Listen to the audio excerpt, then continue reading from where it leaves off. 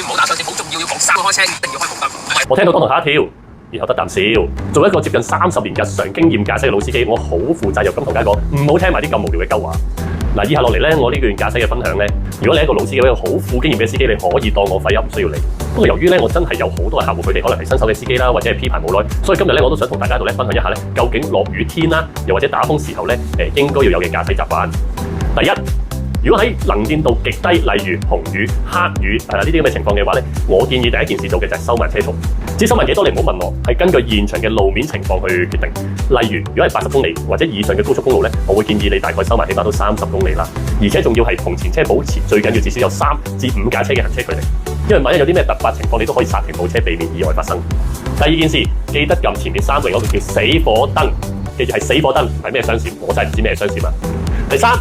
如果你架車嘅車頭燈按道理已經校咗喺呢個 off 嘅狀態，喺能見度咁低嘅情況下，按道理你嘅車頭燈同埋你嘅尾燈按道理都會自動開着嘅。咁如果你係一個新手嘅司機，按道理你只需要打好嗰個死火燈，收慢個車速，咁基本上其他道路嘅使用者咧都可以睇得清楚你嘅距離同埋狀況噶啦。即使你嗰個燈掣並唔係校喺 off 度，由於你已經打咗死火燈咧，按道理已經可以令到其他人睇得好清晰你架車嘅距離，大家就唔需要再手忙腳亂就可以走去撥個燈掣啦。第四，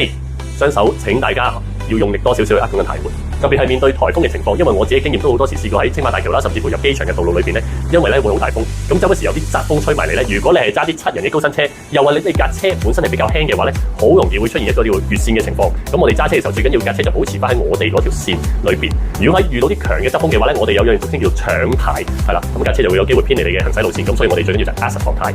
好啦，第五，喺落雨天咧，我哋經常會面對水氹，輪胎咧同埋地面嘅摩擦力咧會減少，有機會形成跣胎。喺落雨天咧，為免任何避免失控嘅情況咧，我強烈建議大家所有嘅動作，包括踩 brake、俾油，都要比正常情況下咧斯文1倍以上。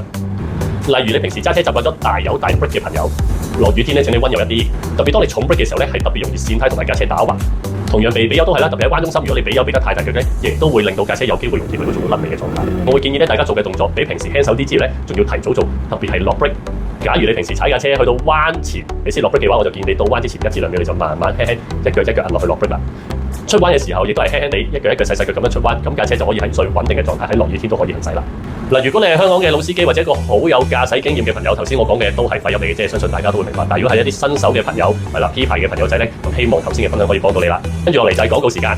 落雨天原廠地氈濕咗水容易發毛，有臭味之餘仲會容易滋生細菌，影響健康。地氈套嘅立體汽車地氈，防水防發毛，濕咗水水印有佢自己乾，乾咗之後灰塵只需用濕布輕輕一抹或者吸下塵已經乾淨晒。我哋而家仲做緊10週年特價優惠，送司機位嘅雙層膠同埋車頭玻璃去油膜服務。咁落雨天大家駕駛就冇有怕啦。記住唔好亂咁聽人鳩噏講埋啲咩雙攝加霧燈啦，要信嘅就信我哋信譽良好香港車主嘅好拍檔地氈套啦。如果你對駕駛上都有啲咩問題，又或者有啲咩想我分享嘅話咧，我都歡迎大家留言喺下邊，係啦，咁我有啲識嘅嘢都盡量可以同大家分享一下啦。記住頭先講嘅只係個人分享咋，並唔代表任何立場，或者亦都唔算係特別正規嘅嘢嚟嘅。多謝大家支持。